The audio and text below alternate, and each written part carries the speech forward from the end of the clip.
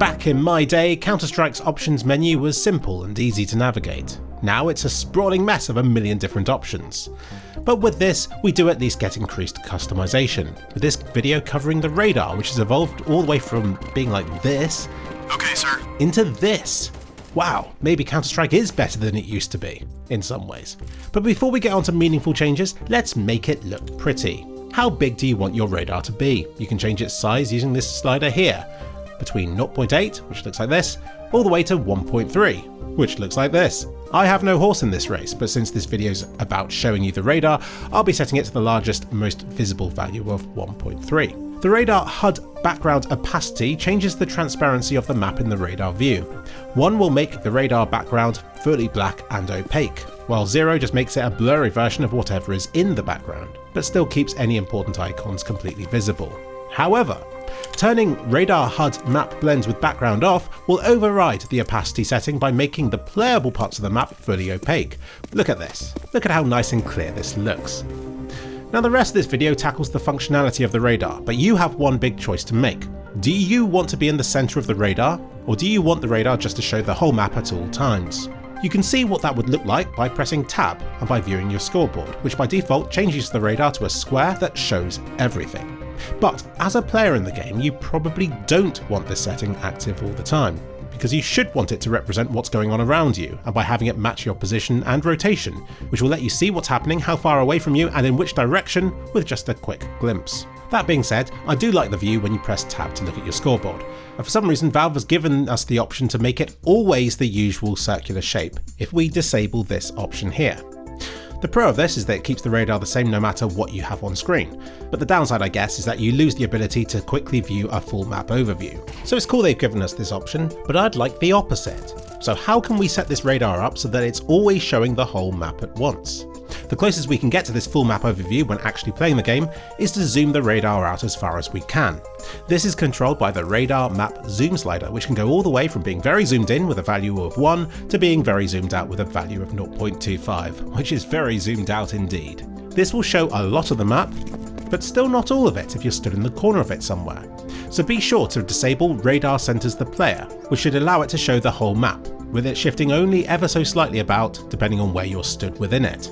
Now to decide whether you want the radar to rotate as you do. If you're in the center of the radar, then I understand why you'd want the radar to rotate to face whichever direction you're looking in. However, if you're not centralized, then it just looks silly for the radar to spin about like this with nothing of significance in the center of it.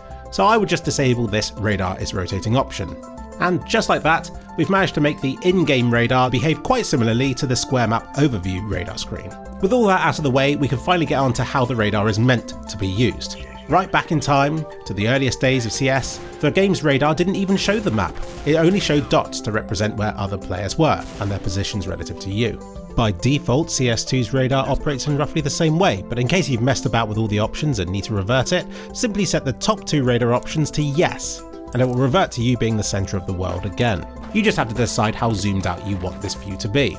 But you don't even need to do that anymore, since a recent update added a dynamic zoom option, so that it's always zooming in and out to show you everything marked on the map. That includes teammates and any spotted enemies, for as long as they're spotted for. Using this option is the easiest way to have a one-size-fits-all approach to the radar, by letting the game continually adjust that size for you. But say you do want more control over the radar's zoom. You'll notice that there's a radar map zoom and an alternate zoom.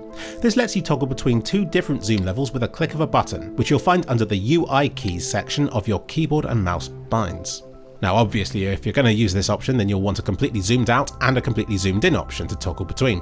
Bear in mind the zoom won't change the look if you have the zooming dynamically option enabled. But if you wanted even more amounts of zoom to cycle between, then you can create a bind like this. This first value is the most zoomed out the radar will be, the second is the most zoomed in, and the third number is how much the zoom jumps up by every time you press the button. For instance, if I use these numbers, then pressing mouse 5 will cycle between 0.25 zoom, 0.5 zoom, 0.75, and the most zoomed in 1-time zoom before starting back at 0.25 zoom again. And if you set this last number to something really small like 0.01, then you'll have to press the button dozens of times before it will reset back to full zoom out again. So don't do that. Here's a console command if you want 3 stages of zoom, cycling between most zoomed out, middling, and fully zoomed in. Conclusion.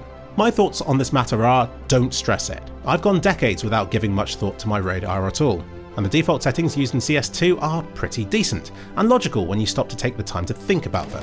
Ultimately, once you've played the game enough, then you have a good idea of where everybody should be at all times, and the radar is merely there to clear up any temporary confusion. It doesn't have to be a comprehensive full-on guide with its own buttons and configs.